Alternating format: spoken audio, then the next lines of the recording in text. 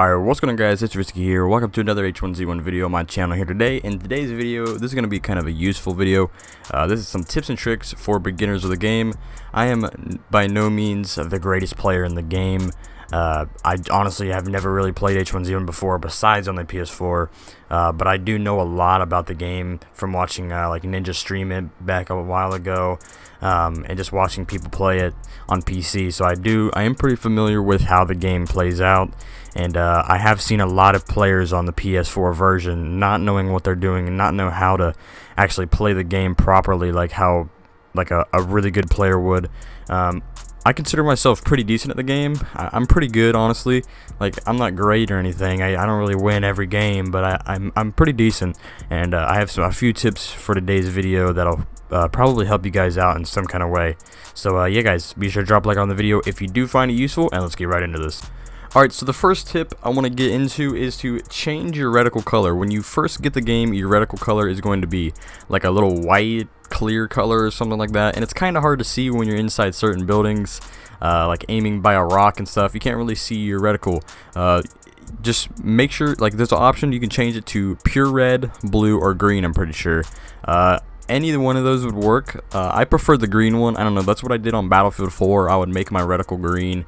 You can see it in the dark, you can see it in shadows.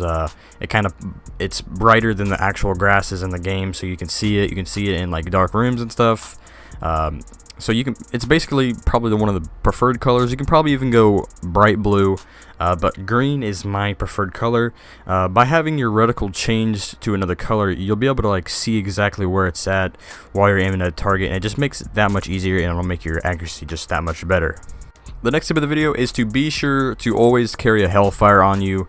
I honestly wouldn't even worry about carrying a shotgun. I like the shotguns if you can get a good headshot on them. The shotguns are really good for knocking people's armor off and their helmets off and stuff. But the Hellfire SMG, if you're really accurate with it, you can literally just melt someone in a second with it. I definitely, if I have the chance of carrying like an AR, a long range rifle such as a AR-15 and an M40, and then I have one more slot left for like a shotgun or the Hellfire, I'll definitely choose the Hellfire over that. It just seems way more consistent. You can even hit people long range with it if you have to. In my combat training video that'll probably go up before this one or after this one, you'll see me like burst firing the Hellfire, and I'm really accurate with it, and it's really effective. The fourth tip of the video is be sure to go for crates. Going for crates will also not only get you better gear, like better armor, laminated, ride helmets, more medkits, better guns, but it'll also get you some more kills. Normally a couple people, like 2 or 3 people, will go to one crate, and you can pick up a few kills if you play it right. Be sure to have a vehicle with you. Don't ever run around on ground, like on foot. That's for the next tip. But yeah, guys, go for crates if you want to pick off some easy kills. Don't really camp them.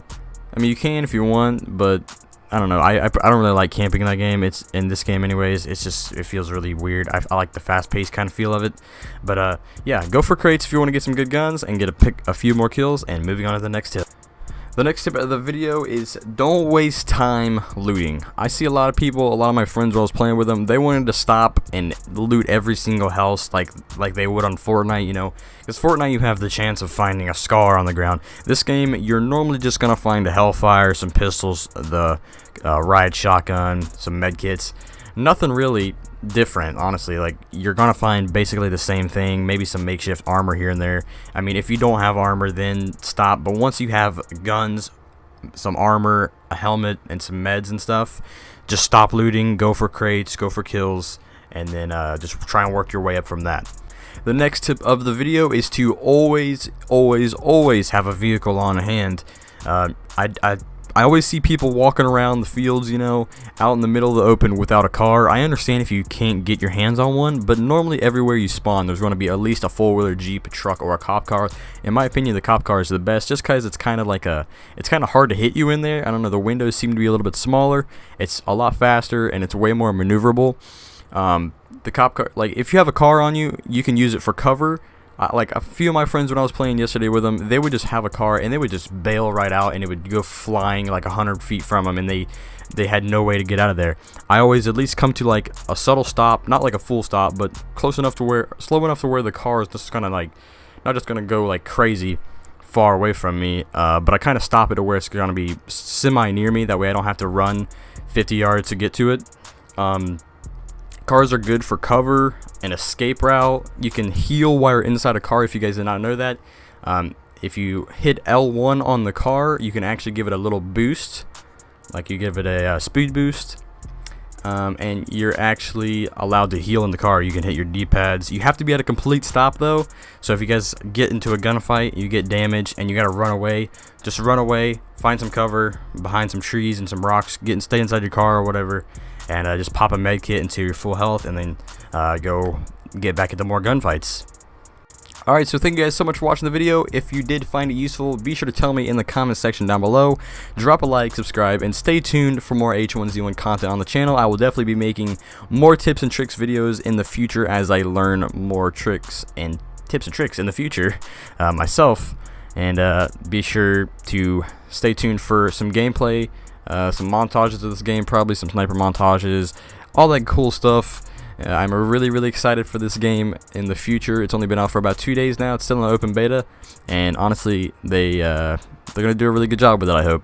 But yeah, guys, see you in the next one. Later.